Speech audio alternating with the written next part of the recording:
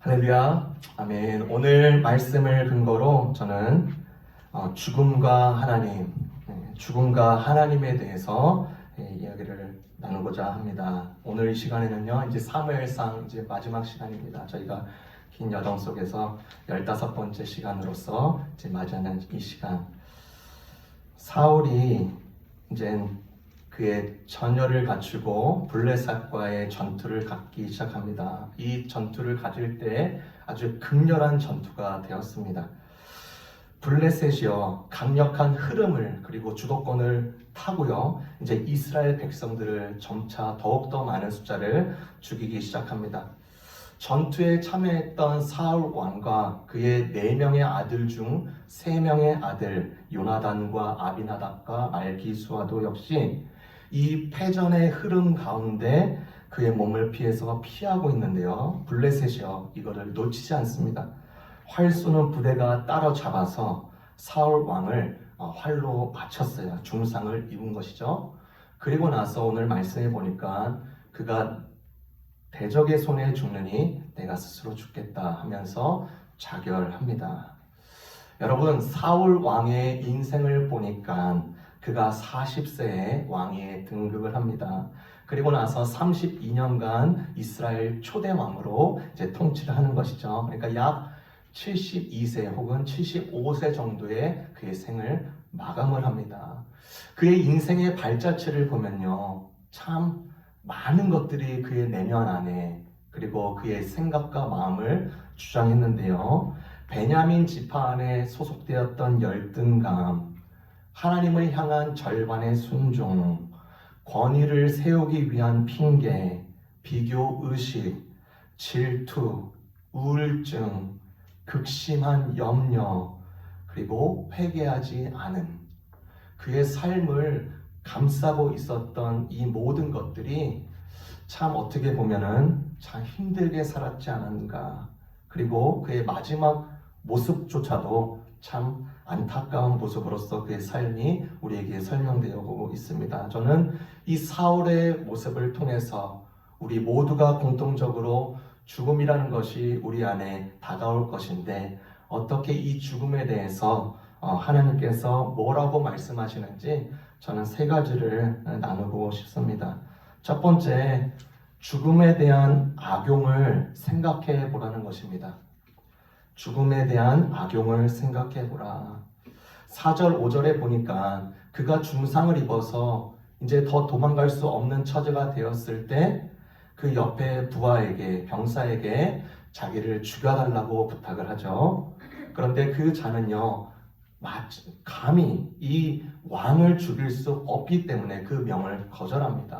그러니 그가 사울왕이 자기 자신의 칼을 세워서 그 위로 엎어지면서 자결을 합니다. 이 일이 있고 후에 다윗은요, 그때 당시에 우리가 살펴보았던 마지막 도피처 시글락에서 머물고 있었습니다. 사울이 죽은 3일 뒤에 되는 날에 한 사람이 다윗에게 진영에 와서 소식을 전하는 것입니다. 전쟁의 패배가 마무리되었고 이 소식을 전했을 때, 그리고 그 한 사람이 그 얘기를 하는데요, 뭐라고 말을 하냐면 사무엘하 1장 4절에서 12절의 내용입니다. 사울 왕이요, 큰 고통 중에 있었는데 나로 하여금 그를 죽이라는 명령에 제가 그를 죽였습니다.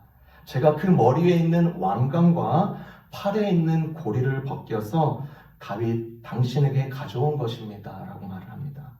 완벽한 거짓말장이었죠. 블레셋 사람들이 사울이 죽었을 때 그의 시체를 발견하기 전에 이 거짓말장이가 이 사울 왕의 시체를 발견하고요, 그 임금의 표로서 가지고 있던 이 물건을 훔쳐서 다윗에게 이것을 보여드리고 그리고 이 일을 했다라고 호의를 받기를 원했다는 것이죠. 그런데 다윗은요, 이를 알아차렸습니다. 너가 어찌하여 기름 부음 받을 자를 죽일 수 있겠느냐 하면서 이 자를 엄벌에 처합니다. 참, 이 사울 왕의 죽음을 가지고도 이렇게 악용하면서 이용하는 사람이 있었다. 여러분, 사람의 죽는 것을 하찮게 여기며 심지어 이 죽음을 이용해서 이익을 잡으려는 경우가 굉장히 많습니다. 보험을 사기를 쳐가지고요, 그 수령액을 얻기 위한 노력들, 살아있는 자를 죽여서 장기를 팔아서 돈을 얻으려는 노력들, 상속세를 취득하기 위해서 자기 부모를 때려 죽이는 일들, 자기가 보기 싫은 사람들, 보기 싫은 모든 관련된 사람들을 죽이기 위해서 살인을 청구하는 행위들, 이런 일들이 오늘날 이 시대에도 일어나고 있습니다. 며칠 전에 이런 기사를 봤어요. 미국의 MZ세대, 즉 중년시대, 그러니까 18세부터 45세까지 치명적인 증상이 이 미국에서 일어나고 있다고 합니다. 뭐냐면 펜타닐 복용입니다. 이 펜타닐은요, 저렴하고요, 강력하고 믿을 수 없을 정도로 중독성이 강한 마약입니다. 옥시코돈이나 하이드로코논보다 더 훨씬 강력하다고 해요. 그래서 이 소량을 먹을 때 굉장히 치명적인 증상이 일어날 수 있다. 그런데 펜타닐 과다 복용으로 인해서 사망한 많은 사람들이 자신이 펜타닐을 섭취했다는 사실을 깨닫지 못합니다. 2016년에 펜타닐 복용 과다 복용으로 인해서 사망의 수치가요, 31%에서 77%까지 극적으로 증가했습니다. 그 비율은요, 2017년 53%, 2018년 56%, 2019년 61%, 매년 증가하고 있다는 거예요. 근데 이것을 누가 이용하느냐? 젊은 아이들이 이것을 이용하고 있습니다. 노스캐롤라인에서는요, 2022년에 3,300명이 이상으로 과다복용으로 사망했습니다. 근데 이 조사를 한 결과 알아봤더니 알려진 바로는 펜타닐을 이용하면서 마음껏 배포하는 배후에는 이 자금이 연관되어 있다고 공견하게 밝혀지고 있습니다. 사람의 그 생명과 죽음에 대해서 자신의 이익을 취하기 위하면 어떤 일도 하겠다. 그 일을 어린아이에서부터 젊은 세대에서부터 중년에 이르는 세대까지 그것을 배포하면서 죽음으로 가져가는 그런 일들을 보았습니다. 여러분, 우리가 흔히 뉴스나 그 다음에 기사에서 볼 때 이슬람의 세력들이 있습니다. 이 이슬람 세력들이 이렇게 종종 하는 일이 있는데 뭐냐면 자살폭탄입니다. 자살폭탄을 하는 이유가요, 여러분 들어보면 참 놀랍습니다. 자살폭탄을 하는 사람이 그것을 성공하면 72명의 처녀를 얻는다. 그 사실을 믿고 그 일을 하는 겁니다. 꾸란에서는요, 그들의 경전이죠. 꾸란에서는요, 이것을 말하는 것을 잘못 해석하고 그것을 거짓으로 이것을 오도한 것입니다. 원래는 자살폭탄을 하면 건포도가 주어질 것이다 라고 써 있어요. 그런데 이슬람 성직자들의 자기만의 해석, 죽음을 강요하면서 자기들의 세력을 얻기 위하여서, 그리고 그들은 그 밑바닥으로 돈을 얻기 위하여서, 이익을 취하기 위하여서 이들에게 처녀를 얻을 것이다. 72명의 처녀를 얻을 것이다. 이들에게 공포 정치를 부과하면서, 또는 이 사람들 자살폭탄 하는 사람들은 보상 심리로서 행해지는 이 모든 행태들이 정말로 듣기에는 황당하지만 그런 일이 일어나고 있는 것입니다. 왜요? 이 죽음에 대해서 얼마든지 이익을 챙기기 위한 악용을 하고 있기 때문입니다. 여러분, 사울 왕도 한번 보십시오. 사울 왕조차도 이 마지막 숨을 거두는 이 순간마저도 그의 죽음을 받아들이는 것을 정말 어긋나게 사용해버리고 맙니다. 여러분, 사울 왕이 자기의 칼을 땅에 세워서 그 위에 엎드려서 자결하는 이 모습이 영웅주의처럼 보일 수 있겠으나, 사울의 자살은요, 그의 전생에 있어서 하나님을 향한 불충의 극대화된 표현인 것을 우리가 알아야 됩니다. 마지막 순간에서도 하나님을 찾지 않네요. 그의 인생의 정말 끝에 끝자락에 왔을 때도 하나님을 찾지를 않아요. 여러분, 사람은요, 죽을 때나 그리고 죽을 고비를 넘길 때, 그 죽음의 순간을 맞이할 때 잘못한 것이나 행동들에 대해서 많이 생각해서 뉘우친다라고 합니다. 그런 상황이 사울 왕에게 찾아온 것이죠. 그럼에도 불구하고 그는 자기 방식대로 여전히 그의 마지막 삶의 끝자락도 그의 행동대로, 그의 방식대로 처리하고 맙니다. 여러분, 우리가 살면서 이 죽어지는 이 죽음, 또 이 죽음마저도 이용하고 악용하고 이익을 위해서 날뛰는 이 사회의 모습, 또 악된 무리들의 모습이 보일 때 우리는 어떻게 해야 되겠습니까? 우리의 마음은 더욱더 그 마지막 순간까지도 우리의 생명을 주관하시는 하나님 깊이 신뢰하며 경외하며 나의 삶의 끝자락에서도 하나님을 깊이 존중하고 경배하는 자로서 살아야 되지 않겠습니까? 그것이 우리에게 주시는 메시지인 것입니다. 두 번째로 우리가 살펴보기 원하는 것은 죽음에 대한 오해를 생각해 봐야 된다는 것입니다. 죽음에 대한 오해를 생각해 봐야 된다. 여러분, 10절을 다 같이 함께 읽도록 하겠습니다. 31장 10절입니다. 31장 10절 시작. 그의 갑옷은 아스다롯의 집에 두고 그의 시체는 벳산 성벽에 못 박음에. 블레셋 그 군대들이 사울 왕의 시체를 찾았습니다. 그의 머리를 자르고요, 목을 자르고 그의 갑옷과 칼을 가져옵니다. 그리고 나서 그 갑옷과 칼을 아스다롯 신전에 안치시킵니다.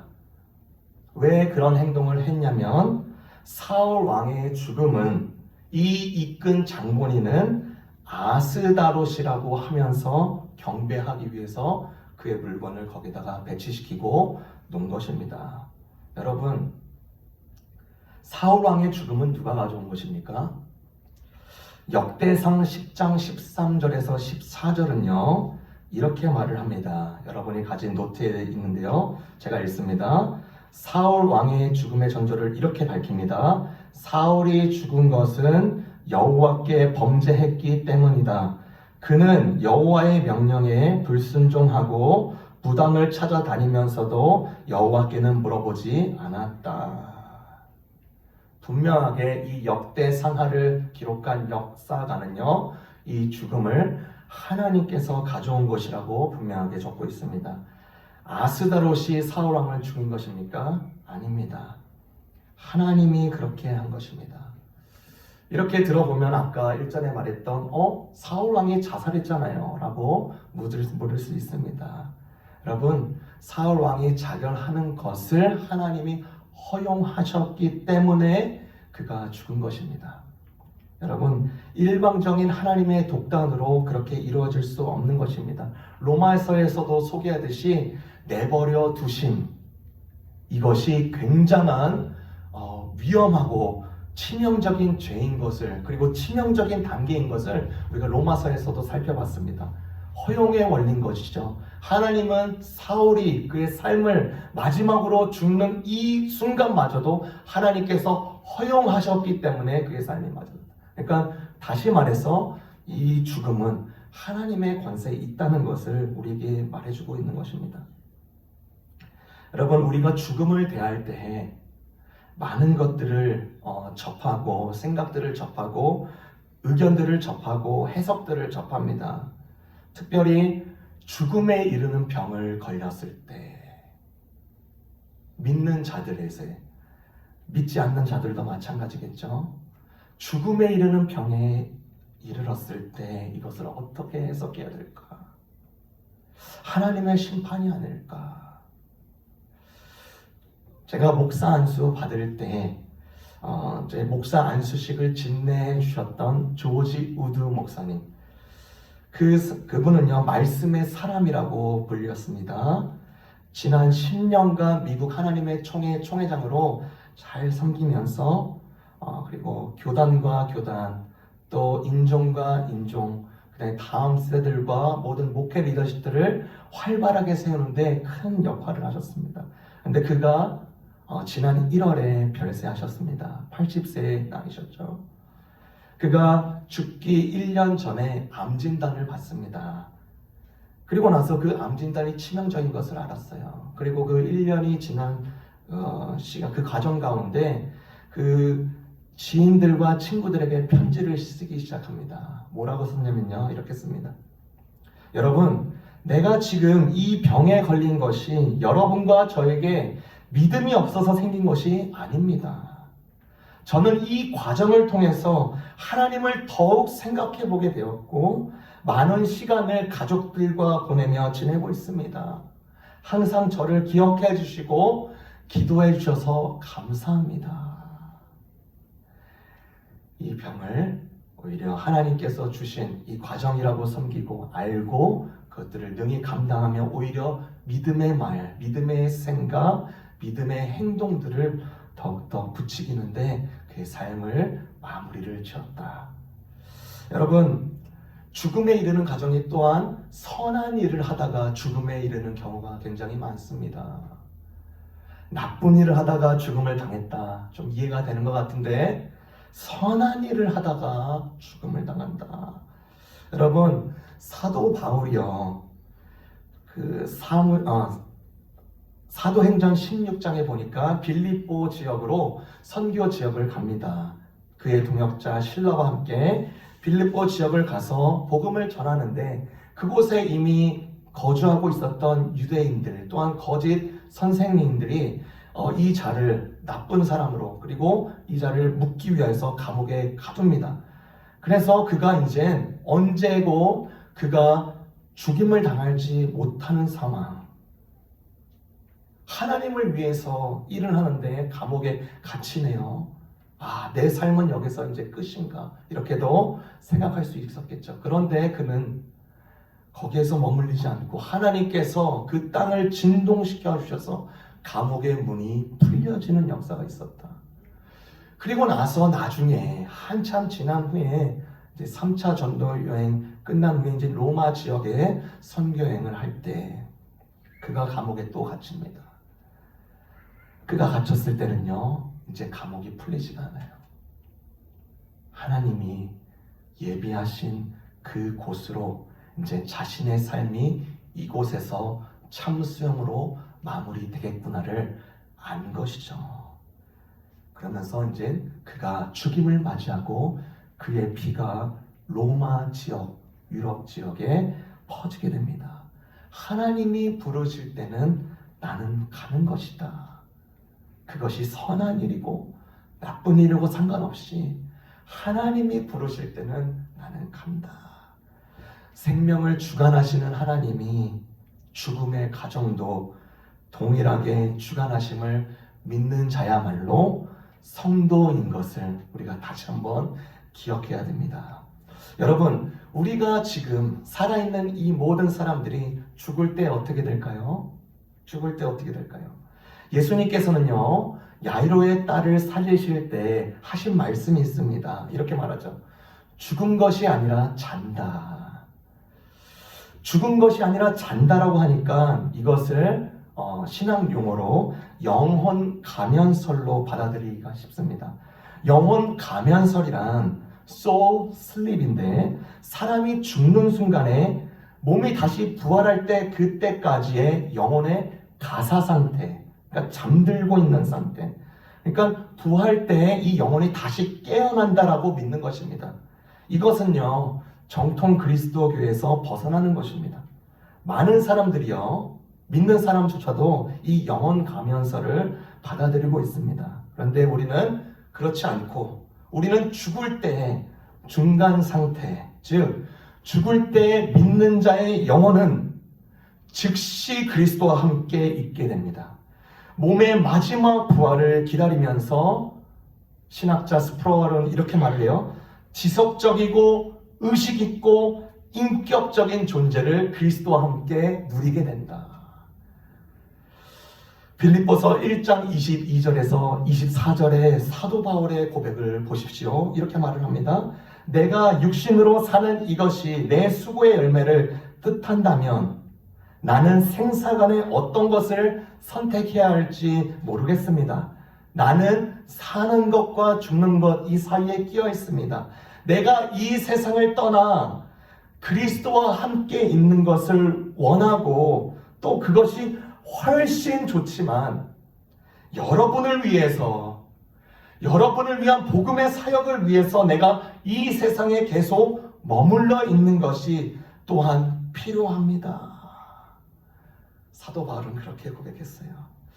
죽음 이후에 우리의 신자의 상태는 비록 마지막 날에 부활만큼의 복된 것은 아닐지라도 우리가 이 세상에서, 이 생에서 경험하는 것과는 다르고 더 좋다라는 것을 밝혀주고 있는 것이죠. 우리 이 중간 상태에 우리는 그리스도의 임재 안에서 인격적인 존재의 끊임없는 교제가 이것을 체험하게 됩니다. 인간의 시간은요, 죽음으로 끝납니다.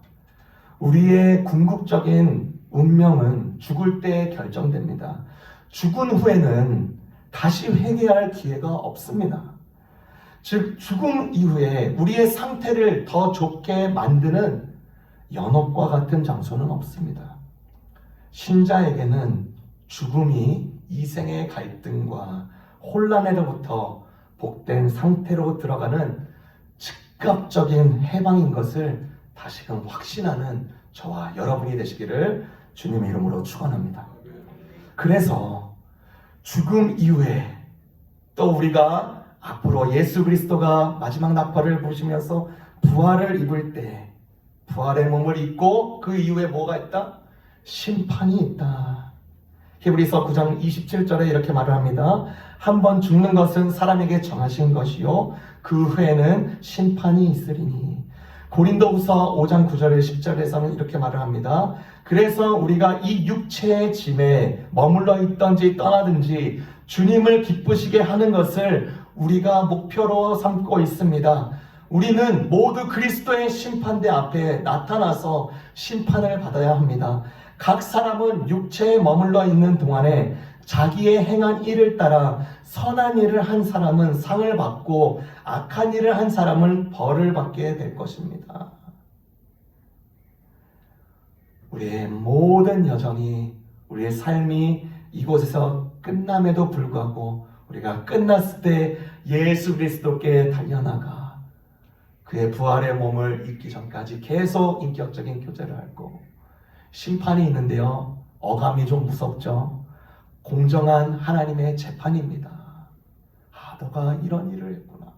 너가 약한 사람들 위해서 이런 일을 했구나.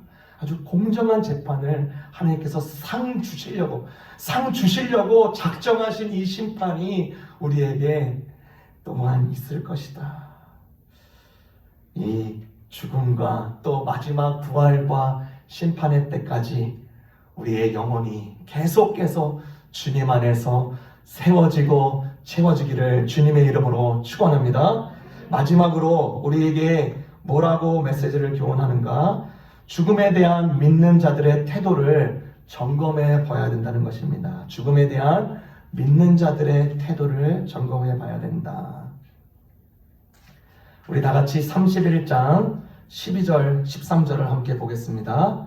31장 12절 13절입니다. 제가 읽습니다. 모든 장사들이 일어나 밤새도록 달려가서 사울의 시체와 그의 아들들의 시체를 벳산 성벽에서 내려가지고 야베스에 돌아가서 거기에 불사르고 그의 뼈를 가져다가 야베스 에셀 나무 아래 장사하고 7일 동안 금식하였더라.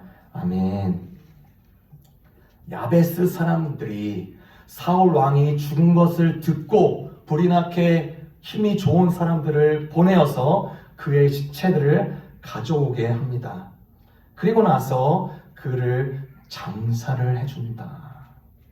여러분, 그 당시에 유대 사회에서 죽은 시체를 묻지 않는다는 것은요, 완전한 치욕이고 완전한 존중이 결여되어 있다는 것을 의미해요. 그런데 이 야베스 사람들은 사울 왕을 빨리 찾아서 우리가 장사시키게 돼요. 야베스 사람들은 금식하면서 존중과 진지함과 슬픔을 드러냈습니다. 비록 사울 왕의 말로가 비참했을지라도 그렇게 한 것입니다. 야베스 사람들은요, 사람들이 살아있을 동안뿐만 아니라 또한 이 죽음의 과정을 지켜보면서도 예배하는 마음을 가지고 하나님을 위해서 또한 사람을 위한 이 예식을 거행해 주었다. 사울 왕이요, 이제 더 이상 이 세상에 없습니다. 사울 왕의 결말이 아주 씁쓸하게 우리에게 느껴집니다. 더욱이 이스라엘 백성들, 그 상황을 직면한 이스라엘 백성들은 어떠했을까요? 더욱더 혼란스러웠을 것이고 어떠한 기대도 가질 수 없는 형편에 이르렀다. 생각해 볼 것은 하나님의 역사도 그렇다면 흥미에 저가만 그렇게 사그러들고 있는 것일까? 여러분, 사무엘상을 저희가 처음부터 나눌 때 사무엘상 처음에 법궤를 블레셋 백성들에게 뺏기는 것으로 시작합니다. 그리고 오늘 본문에서는 이스라엘 왕이 그들에게 의해서 죽는 것으로 끝을 냅니다. 그러니까 완벽한 죽음, 그림자, 죽음의 실체가 이 이스라엘 역사 가운데 쑥 들어온 것입니다. 그런데 사무엘 하에 가서는 하나님께서는 그의 백성들과 그의 자신의 영광을 신원하기 위해서 세 가지 일을 하는데 어떻게 해요? 다윗을 세우심으로 블레셋을 완벽하게 패배시키고 흔들리지 않는 나라들을 세우시고 안전하게 법궤를 하나님의 장소 예루살렘으로 가져옴으로써 하나님이 여전히 사그러지고 죽음의 냄새가 나는 그곳에서도 여전히 희망의 메시지를 내줄 준비를 하고 계십니다. 믿는 자 역시 죽음에 대해서 이런 하나님의 이 복선을 우리가 가질 수 있어야 됩니다. 내가 죽음의 골짜기로 가고 있을 때 하나님은 나를 맞이하고 나를 사랑의 노래로 불러주시고 나를 희망이 있다라고 말씀해 주신 그 메시지가 우리의 것임을 우리가 기억해야 됩니다. 삶과 죽음은요, 그러므로 절대로 분리되어 있는 것이 아닙니다. 죽음이 우리의 최종 종착역이 아닙니다. 죽음이 우리의 끝판왕이 아닙니다. 죽음 이후에 울려 퍼질 하나님의 놀라우신 역사와 계획을 받아들이지 않고 믿지 않는다면 그것이야말로 우리에게 최악으로 남겨질 죽음이라는 것을, 믿음 없음이 끝판왕이라는 것을 우리에게 알려주는 것입니다. 그래서 전에 이화여대 총장으로 섬겼던 김한람 박사가 그의 삶의 여정이 이제 마무리가 돼갈 것을 알았어요. 그래서 그 자녀들에게 부탁을 합니다. 내가 장례를 맡게 되거든 절대로 장송곡을 틀지 마라. 승전가를 틀고 힘찬 찬송을 불러달라. 왜요? 그의 삶은 여전히 죽음 가운데 있을지라도 그의 삶은 죽음이 종착점이 아니라 여전히 예수 그리스도와 함께 교제할 그 단계로 나감을 그가 굳게 확신했기 때문에 승전가를 불러라. 여러분, 우리가 이 세상을 살면서 그러므로 우리가 죽음을 맞이할 때까지 우리가 어떻게 살아야 될지 생각해 봐야 되겠죠. 뉴욕에 있으면서 서점에 가는데 어떤 책이 눈에 쏙 들어왔습니다. 맥스 루케이드, 기독교 작가의 Anxious for Nothing이라는 책에서 한 대목이 이렇게 알려주고 있어요. 이 글로, 이 시로 이제 말씀을 거두도록 하겠습니다. 오늘 하루를 살아야 된다. 이런 글입니다. 오늘 나는 오늘을 살 것입니다. 어제는 지나갔습니다. 내일은 아직입니다. 나는 오늘을 맞이하고 있습니다. 그러니 오늘 나는 오늘을 살 것입니다. 어제를 움켜쥐으라고요? 아닙니다. 나는 단지 어제로부터 배울 것입니다. 나는 어제로부터 자비를 구할 것입니다. 나는 어제로부터 기쁨을 결정할 것입니다. 그러나 나는 어제에 살지 않을 것입니다. 태양은 어제 지었습니다. 내일의 태양은 아직 오지 않았습니다. 내일을 걱정하라고요? 무엇을 위해서인가요? 잠시 살피며 생각할 수는 있어도 그 이상은 아닙니다. 나는 내일이 될 때까지 내일을 바꿀 수 없습니다. 나는 오늘을 살 것입니다. 나는 오늘의 힘으로 오늘의 도전을 직면할 것입니다. 나는 오늘의 노래로 오늘의 왈츠를 출 것입니다. 나는 오늘의 희망으로 오늘의 기회를 기뻐할 것입니다. 오늘 기도하겠습니다. 사랑의 주님, 참 감사합니다.